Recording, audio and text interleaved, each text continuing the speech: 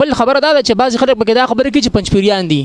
که پنجپیری دي که بریلي دي که وهابي دي که دیوبندي دي، نوم خو د مدرسې دی که نه، که هر څوک دی خو ظلم یې کړی دی، زیاتي یې کړی دی، که هر څوک دی، که هغه زما د فرقې سړی دی، زما د مسلک سړی دی، د بل د مسلک سړی دی، خو نوم د مدرسې دی. نن په سواد کې واقع شوې ده، کاري صاحب چې کم دی نو 3 کاري صاحبانو په شریکه باندې یو ماشوم والي دی او مړ کړی دی. لکه داسې قسم واقع د وجه نه لیبرل سیکولر آزاد خیال خلکو ته چې کم دی لاره ملاوي چې ور مدرسو کې دا ظلم کیږي، نو قاریانو له پکار چې له گزاره کوي او دا قاریان چې په وال رش بیا په ځان نه پوي بچ څنګه ماشوم وو په کم ځای باندې وو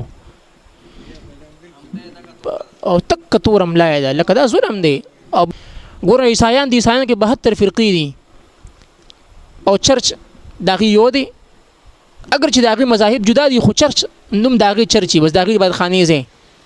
زمون جمعه زمون اسلام کې چې کم دی عبادت خانه د مسجد ویل کیږي،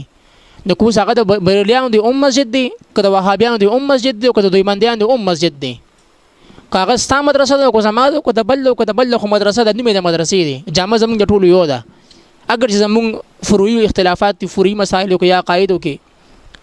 دا ډېر غټ ظلم دی، ډېر بند زه په سال ډېر بنتهایی به سورم. ما وخت مدرسه کې طالبان ته مده باندې خبر وکړه، ما ته ګوره دوالو بالکل ځان او باسي دوالونه. نبی رسول الله دا تعلیم را کړو چې وال کوي.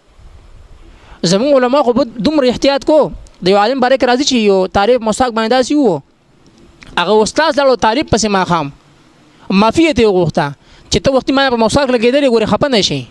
او ته استاد دار څنګه خبره ده په مسواک باندې.